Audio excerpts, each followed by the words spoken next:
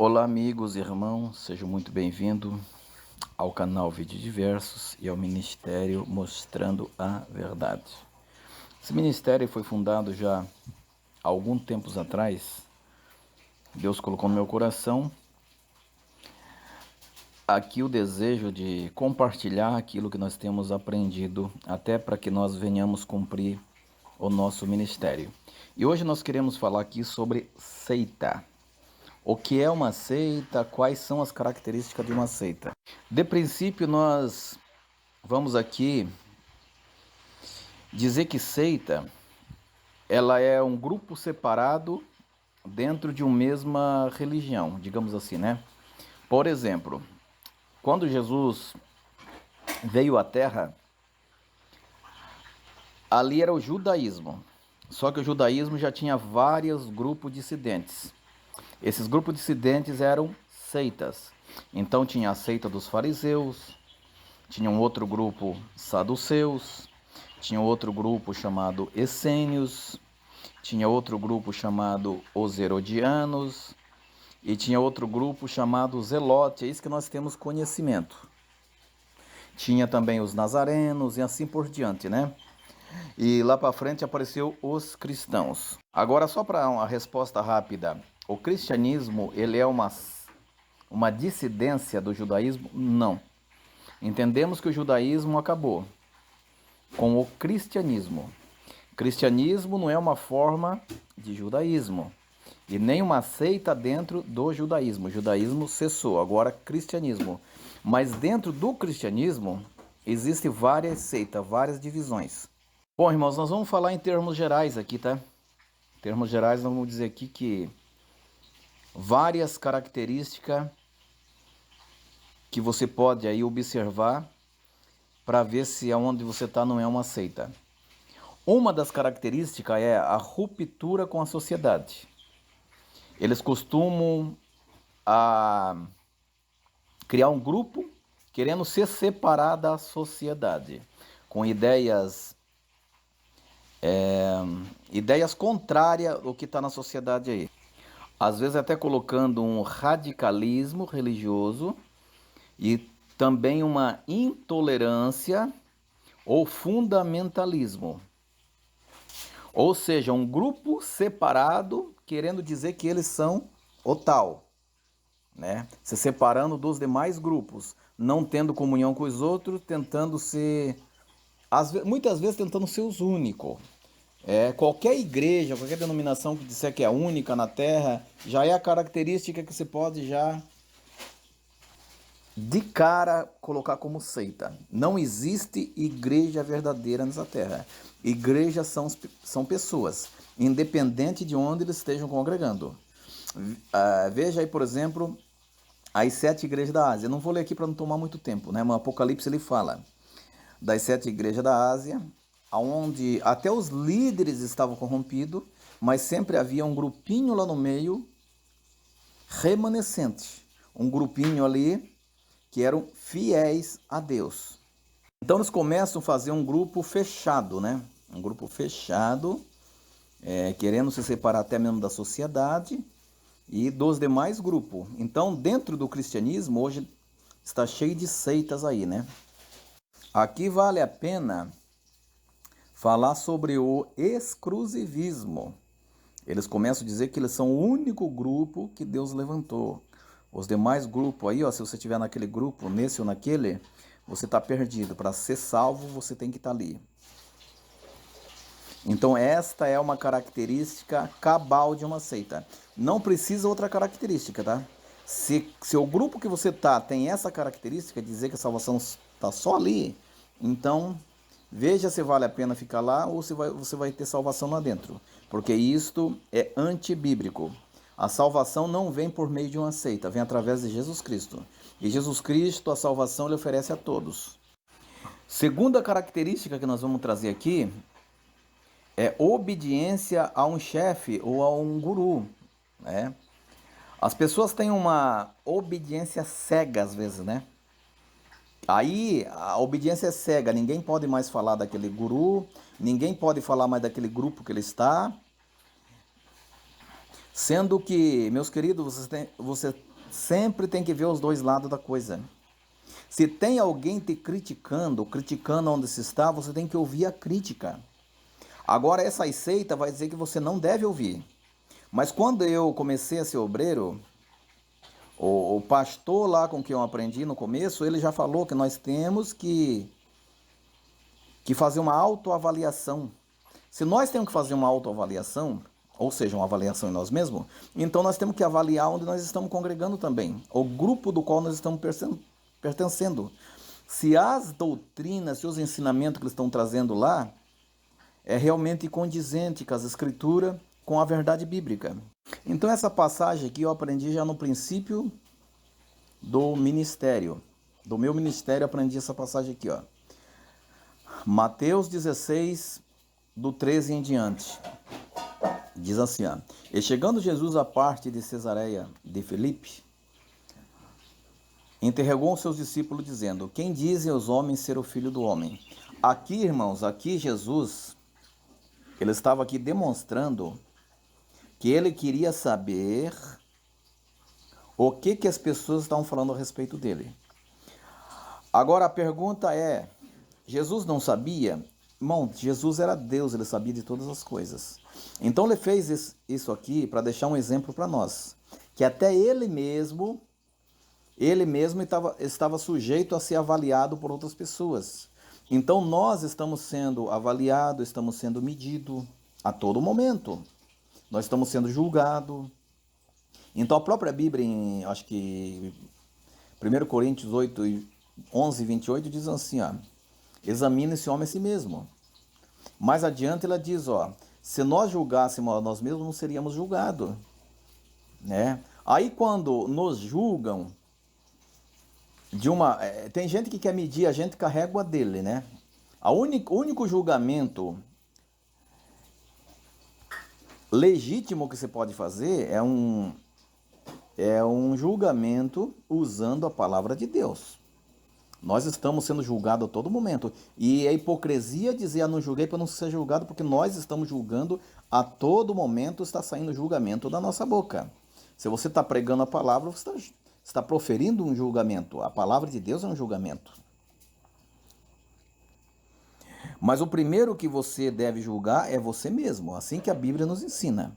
Se cada um julgasse a ele mesmo, não seria julgado pelos outros. Então Jesus aqui está demonstrando que você tem que ser o seu próprio juiz. Que se você julga você mesmo, então você não vai... No dia do juízo lá você sabe quem você é. Então o próprio Jesus falou, olha, você tem que deixar as pessoas avaliar você. Porque Jesus não sabia que as pessoas achavam dele? Claro que sim. Só que Jesus fez isso para mostrar para você que você tem que ser avaliado pelos outros, tem que aceitar a crítica construtiva, desconstrutiva, né? Eu penso assim comigo, que nós temos que saber quem nós somos. O elogio não pode inflar o nosso ego, o elogio não pode nos jogar para cima, assim como a crítica não pode nos jogar para baixo. Nós temos que ter consciência daquilo que nós somos, daquilo que nós estamos fazendo. Então, eles disseram, ó, uns dizem que é João Batista, outros dizem que é Elias, outros dizem Jeremias, um dos profetas. E vós agora, quem dizes que eu sou? Simão Pedro, respondendo, disse, tu és o Cristo, filho de Deus vivo. Jesus respondendo, disse, bem-aventurado és tu, Simão Bar-Jonas, ou filho de Jonas, porque não revelou a carne nem o sangue, mas meu Pai que está no céu. Então você não pode seguir uma coisa cegamente, você não pode seguir um ensino cegamente. Você tem que sempre olhar o lado oposto. O que as pessoas estão falando? Agora uma pessoa aí que posta um vídeo, né? Igual eu já vi alguns aí, postar vídeo sem direito que as pessoas comentem, já é suspeitoso.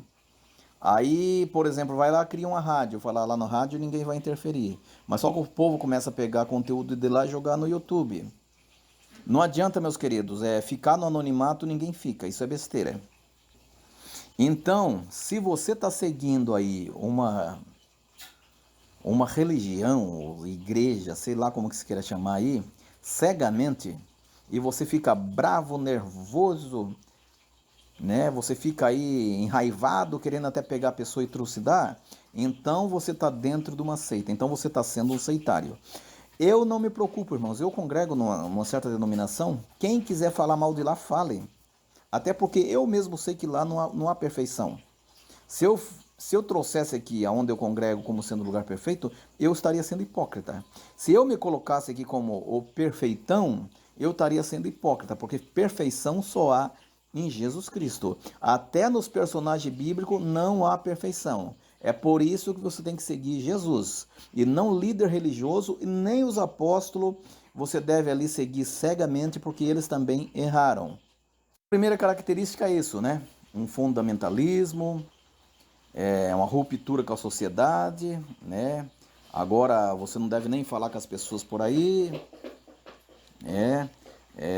As outras denominações por aí não são nem nossos irmãos, então você está fazendo parte de uma seita. Segunda característica é uma obediência cega a quem está lá na frente. E essa obediência ela chega até às raias da idolatria. Porque quando você começa a defender demais com unhas e dentes o seu chefe, o seu líder, é uma idolatria. Veja Gideão, por exemplo, né? Quando Gideão foi chamado por Deus, Gideão ele vai, fala: se Deus está comigo, então já vou começar por aqui. Ele vai e derruba os postes ídolos, derruba os altares de Baal, e aí as pessoas vão lá reclamar para o pai de Gideão: ei, quem que fez isso daí? Quem que fez esse vandalismo aí? Aí ó, alguém falou: foi Gideão. Foi o filho de Joás que fez isso. Aí, não, Joás, você tem que punir seu filho por fazer isso. Aí o pai de Gideão sabiamente falou: olha, Gideão destruiu o altar de quem? Não foi de Baal? Se Baal é Deus, então deixe que Baal vingue Gideão. Por que eu tenho que tomar uma atitude contra Gideão? Foi contra mim ou contra Baal que ele fez? Foi contra Baal, então deixa que Baal resolva isso. Então isso é uma característica do que nós vemos os evangélicos fazendo hoje também, né? As pessoas querem assumir a posição de Deus. As pessoas querem fazer justiça. Às vezes falar: você está julgando, Deus vai pesar a mão em você. Eles querem obrigar Deus a tomar uma atitude contra você. Você está escandalizando, então você vai sofrer a punição de Deus. Ou seja, Deus vai lá e puna aquele indivíduo lá. O desejo do indivíduo é esse, que Deus vá lá e te puna. Mas se o indivíduo está falando contra Deus, ou se o indivíduo está falando contra aquilo que você pensa que é a obra de Deus, então deixa que Deus vinga. Não se preocupa, meu filho, fica tranquilo. Essa é a minha atitude. Aonde eu congrego, se alguém quiser falar mal do indivíduo que está lá como líder, pode falar à vontade. Se quiser falar mal do lugar onde eu congrego, fale à vontade também. Até porque eu não vou ficar aqui nem dizendo onde eu congrego para depois eu não ter que defender aonde eu congrego. Eu já vou dizer para vocês de cara que está cheio de erro por aí, inclusive onde eu congrego. Outra coisa é o segredo, né? O secretismo religioso, né? Uma vida interna, sigilosa, tudo mantido em segredo. Você conhece alguma assim por aí? Só que se for levar, irmãos, esses pontos aqui, você vai ver que a maioria das denominações por aí são seita. Porque você não sabe o salário que o pastor ganha, né? O indivíduo lá se entrar em disciplina, você não vai saber por que é. Às vezes a pessoa vai lá, pede perdão, não diz porque está pedindo perdão. Eu mesmo não levanto minha mão. Para mim perdoar ele lá, eu tenho que saber do que se trata, né? Eu não posso perdoar uma coisa sem saber de qual é o caso. Primeiro tem que contar a situação para depois você emitir um perdão ou então dizer que não dá para perdoar no caso, né? No outro vídeo aí, né, que eu estava falando de escândalos, eu disse ali que a Bíblia não apoia segredo, viu? Não apoia segredo. Só que eu me esqueci de Jesus. Jesus aqui no capítulo 18 e 20, quando o sumo sacerdote interroga Jesus e seus discípulos sobre a doutrina, ele diz assim, ó, Jesus respondeu: eu falei abertamente ao mundo. Eu sempre ensinei na sinagoga e no templo, onde os judeus sempre se ajuntam, e nada disse em oculto. Jesus não ensinou nada em oculto. A doutrina dele, o trabalho de Jesus sempre foi público para quem quisesse ver.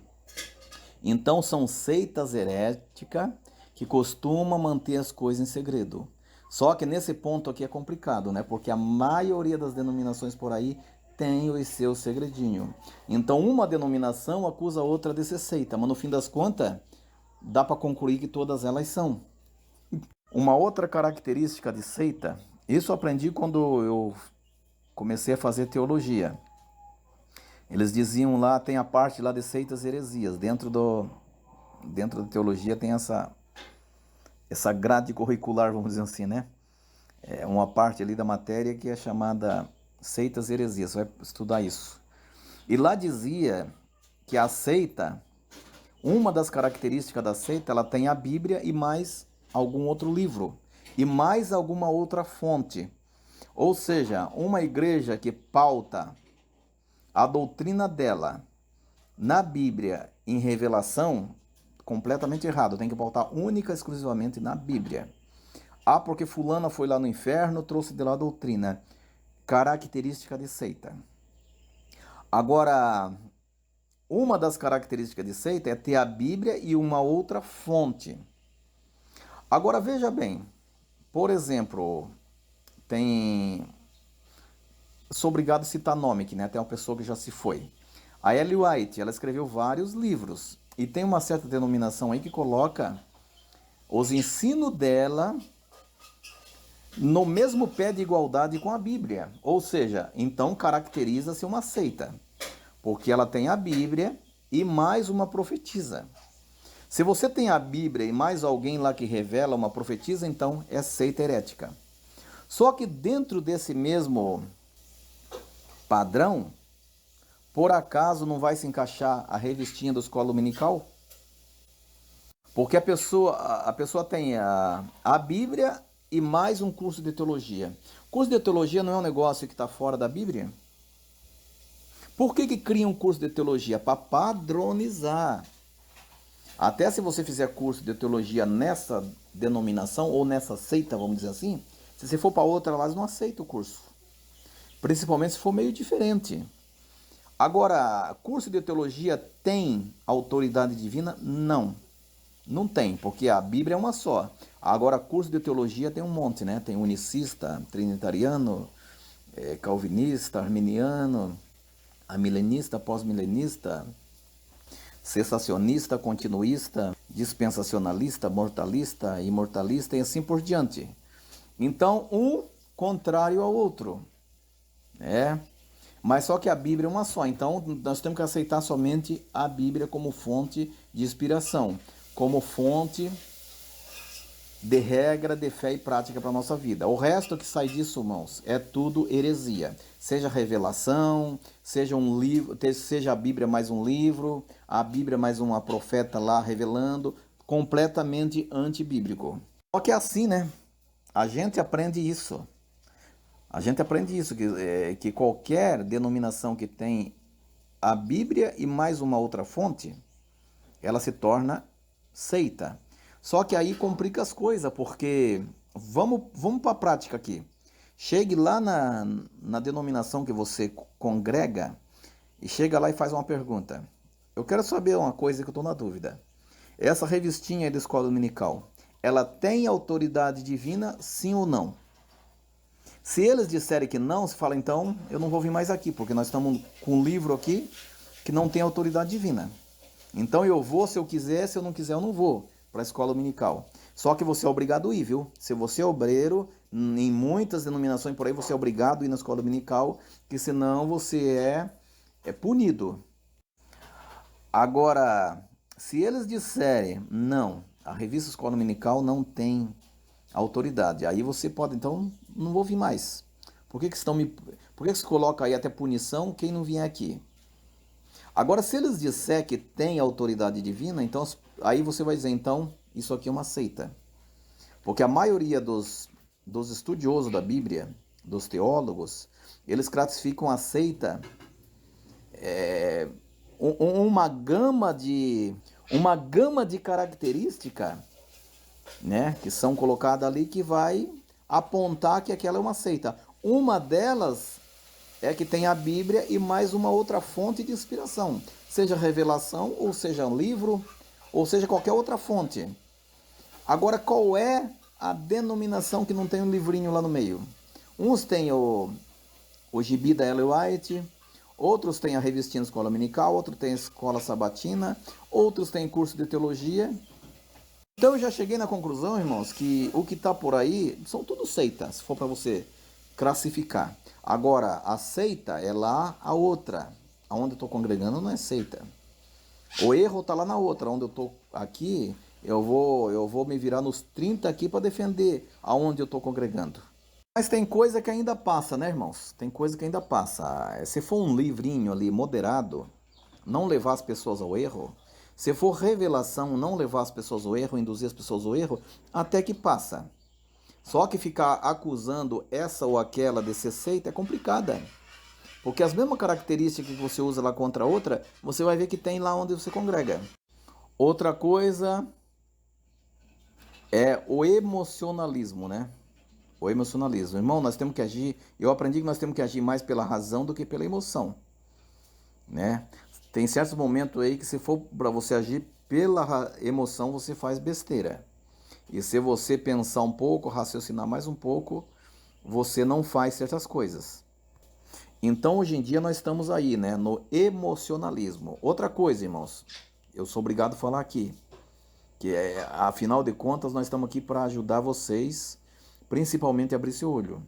A maioria dos movimentos que acontece por aí, que fala, viu lá, Deus agiu. Na verdade, irmãos, é emocionalismo. Emocionalismo, sensacionalismo. Há pouco tempo atrás ainda eu estava ali num certo lugar aí eu vi um cidadão lá que pegou para pregar, né? Tomou a palavra ali, pregou lá sobre Jefté, e que Jefté sofreu muito, e pipipi, parará, mexendo com o emocional do povo, né? E ele é bom nisso, que ele conseguiu arrancar lágrima de todo mundo ali. Depois ele chamou lá, a maioria das pessoas foram lá para frente chorando. Irmãos, isso é puro emocionalismo, não muda a vida de ninguém, né? Cadê que alguém que confessa o pecado? Cadê que alguém muda de vida? Cadê que tem transformação? Agora, eu não vou generalizar, né? Existem pessoas sinceras, existem pessoas transformadas, existem pessoas realmente buscando mudar. Tem gente que está lutando para ir para o céu, né? No último dia lá, receber a coroa da vida eterna. Tem muita gente fazendo isso, mas a grande maioria tá sendo enrolada, vamos dizer assim, né? Está sendo ludibriada por esses líderes que estão aí. Que, por sua vez, às vezes até o líder está ludibriado também. Eu digo isso porque eu era para perpetuar isso. Eu vim de uma denominação, né? Desde a minha criancice, lá, pai, me formei obreiro. Só que eu creio que Deus abriu meus olhos. Agora, quantas pessoas que a história dele é diferente? Ele fica lá perpetuando uma coisa que está ali errada. Ele já aprendeu errado e ele perpetua lá para frente. Então, por que isso acontece? É porque a pessoa vai na Bíblia, lê a Bíblia para confirmar aquilo que ele já sabe, para embasar a doutrina errada que ele aprendeu lá para trás. Pode ver que a maioria das denominações não prega a Bíblia inteira. É só figurinha carimbada. Então a emoção, meus queridos, levam ao fanatismo, viu? As pessoas se tornam cega e fanática. O que é fanatismo? É você seguir cegamente uma coisa. E o fanático é complicado, viu? O fanático que é idólatra por uma denominação ou por uma pessoa são complicados. Ele é capaz até de matar uma pessoa para defender o chefe dele ou a seita dele, é capaz de fazer isso. E isso aconteceu com Jesus ano passado. Eles não aceitam mais a verdade. Afinal de contas, meu querido, você quer se salvar ou não? Se você quer se salvar, então você tem que estar aberto, né? Você tem que estar aberto aí para ouvir Deus falar com você. E às vezes o negócio que você está seguindo é uma seita herética. Pode ver aí, ó. Pode ver que eles dão mais ênfase à emoção. E pouco se conhece de Bíblia. A maioria leva a Bíblia para a igreja, nem lê. Pouquíssima pessoa leram a Bíblia de Gênesis ao Apocalipse. Pouquíssimas pessoas entendem. Até quem está lá na frente ele já aprendeu errado e está continuando errado lá para frente. Até porque se ele estiver lá dentro ele não pode pregar o contrário do que está ali. Seria a mesma coisa assim de você ir lá na escolinha dominical com uma ideia diferente lá. Você vai mudar aquele sistema que está ali? A resposta é não. Porque são milhares de revistinhas espalhadas por todas as congregações. E ali está só você ali com uma ideia diferente. A possibilidade de você ser enxotado para fora ali é bem maior do que você mudar alguma coisa lá dentro. Então, para você mudar a cabeça de alguns, você tem que usar uma plataforma aí, né, como uma rua, uma pregação pública, né, nas ruas, ou numa praça, ou falar aí de pessoa para pessoa, ou então usar uma plataforma digital aí, né, com o caso aí das redes sociais e coisa do tipo. Do contrário, você não vai, lá dentro você não vai ter êxito. Outra coisa é o proselitismo, né? Você sabe o que é isso, proselitismo? É, por exemplo, alguém da seita lá vir conversar com você e começar a fazer sua cabeça para te arrastar para lá. Eu já conheci muita gente desse jeito aí. Só que eu aprendi uma arma. Eu aprendi uma coisa aqui que é uma arma. É você ver os pontos fracos que eles têm lá. Né? Um dia eu estava em casa, daí o sujeito passou vendendo picolé. Aí fui lá comprar um picolé dele. Ele falou, parece que você é cristão, é evangélico, né? Eu falei, olha, eu frequento uma denominação aí. Aí ele falou, qual que é? Aí eu falei o nome e falei, ih, rapaz, tá aí metido numa coisa errada aí. Falei, tá, e você é da onde? Ah, eu sou de tal lugar. Só que eu já conheço. A maioria das placas das igrejas, o que eles fazem lá, eu tenho esse conhecimento. Falei, então, você também tá errado por causa disso, disso, disso. Você tá certo nisso que você falou, mas já tem esse negócio errado aqui, ó. Ele pegou, virou as costas e foi embora. Falei pra ele, o que que adianta eu pegar, mudar pra lá? O que que adianta eu mudar pra lá só por causa disso, dessas coisinhas que você está dizendo que tá correta, e eu aceitar isso de errado que vocês fazem lá? Não adianta, né? Assim como se eu trouxer você pra cá, você vai ter que encarar um monte de coisa errada que tem lá onde eu tô. Então, meu amigo, a salvação é individual. Cada um dará conta de si mesmo a Deus, a menos que você seja líder, né? Aí você vai dar conta do que está ensinando também, vai dar conta do rebanho, mas se você está lá e não tem responsabilidade com direção, você vai dar conta de você só. Então essas seitas heréticas, eles fazem muito proselitismo. E principalmente com quem já é crente, viu? Eles não vão atrás, não vai atrás do ladrão, da prostituta, não vai lá para os becos e valados, como Jesus disse, né? Buscar aqueles que estão caídos.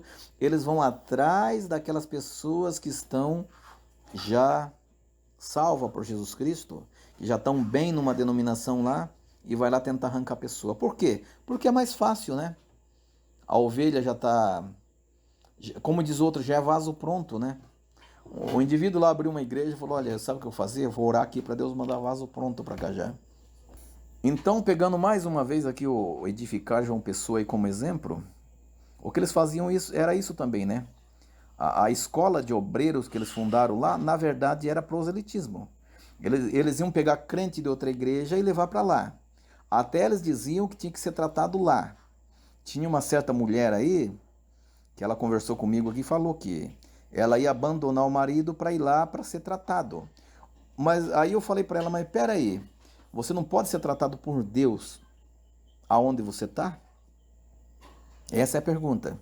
Não, mas tem que ser tratado lá, tem que passar pelo molde de lá. Então você não está sendo tratado por Deus, está sendo tratado pela fulana que está lá. Né? Alguém escreveu um comentário que eu achei muito bonito, viu? O comentário que mais eu gostei foi o seguinte: moldados por Solange Souza, forjados por Solange Souza para uma missão impossível. Porque na verdade você está sendo forjado por uma líder. Você não está sendo forjado por Deus. Né? Então é característica de seita esse tipo de coisa, viu? Outra coisa também é culto caloroso, né? Momentos ali que são prolongados, pode até haver ali como se fosse desmaio, com experiência extraordinária. Ultimamente, né, fiquei sabendo do Daime. Daime é um composto alucinógeno que a pessoa toma e a pessoa tem aí contato com o sobrenatural, entre aspas, né? A gente sabe, na verdade, que essas coisas é experiência com demônios.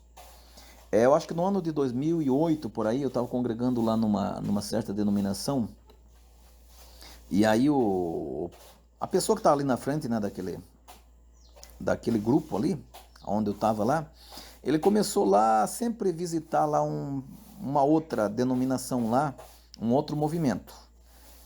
E lá, naqueles cultos, as pessoas pulavam, caía, né? Tinha um tipo de um desmaio. Aí o cidadão falou para mim, viu lá o que Deus fez? Aí eu me perguntei, mas o que Deus fez? Eu não vi nada. Aquilo ali é Deus operando? Porque é assim, irmãos, tudo que Deus faz tem objetivo. Se Deus derruba a pessoa ali, qual é o objetivo disso? Por exemplo, Deus te dá uma cura. Qual o objetivo da cura? É restabelecer sua saúde, que você esteja bem, arrancar uma depressão de você. Qual que é o objetivo? É que você se sinta bem, né? Espiritualmente. Te dá uma bênção financeira. Qual é o objetivo? É te ajudar. Te dá um dom. Qual é o objetivo? Ajudar a sua vida espiritual, para que você use como ferramenta para ajudar as outras pessoas. Agora, o indivíduo ficar pulando, desmaiando, qual é o objetivo disso? Eu até agora não achei. Então são seitas heréticas. E aliás, lembrando aqui que essa tal denominação lá acabou-se nada. Acabou-se nada. Depois estourou lá que o marido batia na mulher, dentro desse movimento aí, ó. Então, se é Deus que está lá, por que Deus não traz à tona esse tipo de coisa? Por que Deus não expõe? Aí você vai ver que o próprio Deus derruba esse tipo de coisa aí, né? Daí, esse mesmo movimento lá, estourou lá que o indivíduo lá batia na esposa. Depois a esposa dele lá continuou um pouco ainda, né? Aquela denominação acabou sem nada. Daí ela continua, né? Devagarzinho ali no evangelho e tal. E aí ela começou tinha uma vigília grande lá, né? Uma mega vigília que sempre acontecia por lá, né? Não tinha nada a ver com eles, mas depois ela assumiu a direção daquela vigília e ficou um tempo. E por fim das contas ela caiu no mundão, né? Que a gente sabe que não é fácil, né? Uma mulher que se separa do marido para continuar firme não é brincadeira, não é fácil. Então a vida deles desmantelaram tudo. Mas, ou seja, eles estavam vivendo uma mentira. Eles estão vivendo ali, irmãos, uma fantasia. Então eu não digo que é Deus, não, viu? Esse negócio de estar pulando, estar berrando, para mim não é Deus. Para mim é tudo coisa emocionalismo, coisa da carne. Por que a gente diz isso, irmãos? Porque a maioria desses eventos, desses grupos que fazem esse tipo de evento aí, esse tipo de culto, você vai ver que é um povo analfabeto bíblico. Um povo que não conhece Bíblia. Eles são só fanáticos. Tudo ali é Deus, que você não pode falar nada. Eu estava aqui ajudando a construir uma denominação, esses dias atrás ainda, poucos dias atrás. E o pessoal estava ali, né, contando piada, zombando um do outro ali. Aí daqui a pouco chega o pastor, todo mundo virou santo. Aí eu mesmo falei, sabe de uma coisa? Eu não vou mais nesse negócio aí, não. Eu não vou mais nessa construção aí. Porque o cristão ele tem que ser diferente dos outros. Esse negócio de estar esnobando, a Bíblia chama de chocarrice, né? Então, irmãos, são sinais, claro, de seita. Uma outra característica de seita é sempre uma expectativa, né? Ou seja, do fim do mundo, ou de uma coisa que vai acontecer, né? Geralmente é o líder ali que faz isso, né? Que revela alguma coisa e o povo se une em torno daquilo ali. Olha, Deus revelou que vai acontecer isso, mas só vai se salvar quem estiver junto conosco. Nesse mesmo grupo aí se encaixa muitos, né? Muitos profetas aí que dizem, ó, eu sou o único profeta na terra aqui. E Deus me revelou que muito breve vai acontecer isso. E o grupo que estiver comigo aqui se salva, né? Então são sinais característicos de seita, né? Que sempre eles colocam alguma coisa desse tipo. Um fim do mundo, uma perseguição, né? E aí, geralmente, essas seitas criam um terror psicológico na mente das pessoas. A pessoa às vezes está ali vítima, está ali sendo escravizada, mas colocam ali o segredinho que você não pode contar para ninguém, você não pode confessar com ninguém, né? No caso deles lá, eles diziam que a pessoa que estava em depressão ali estava passando por um processo. Várias pessoas vieram conversar comigo aí falando isso, né? Eles estavam lá escravizados pelo diabo lá dentro, mas a líder falou que a líder já adiantou falando que ali era um processo, que ali havia quebra de protocolo. Então tudo que você aprendeu por aí, esqueça, porque ali Deus ia trabalhar diferente, ali havia quebra de protocolo. Foi uma quebra de protocolo mesmo, né? Conta particular, ninguém soube de nada, as pessoas eram disciplinadas lá, ninguém sabia por quê. E no fim das contas, acho que sumiram aí com tudo que os coitadinhos lá depositaram. Enganaram, mentindo sobre missões. E mais coisa aí, né? Mais coisa aí que. Mais coisa cabeluda aí que não dá nem para falar. Mas enfim, meus queridos, espero ter ajudado aí, né? Se você tiver numa denominação que tem essas coisas, você pode até estar lá. Você pode até estar lá no meio, mas você não deixa essas coisas entrar no seu coração. Porque todas as denominações, a maioria delas, elas querem ser exclusivista, um grupo separado dos outros, né? Que nós somos os melhores. Um dia eu estava lendo um artigo sobre uma determinada denominação, eles diziam que nós somos os pentecostais clássicos. Nós temos para ensinar e não para aprender. Declaração deles lá. Então, meus queridos, você tem que viver no meio desse povo e não se contaminar com ele. Pegue para você o exemplo da garça, viu? Quem conhece a garça sabe, a garça é branquinha, linda, ela anda no meio da lama e ela não se suja. Ok, meus irmãos? Orei por nós, apresenta nós em vossas orações. Nosso objetivo aqui não é trazer nada ofensivo contra ninguém, mas que nós possamos aí cumprir o nosso ministério, ajudar as pessoas e que você seja sóbrio e vigilante. Um abraço a todos, que Deus abençoe o Brasil.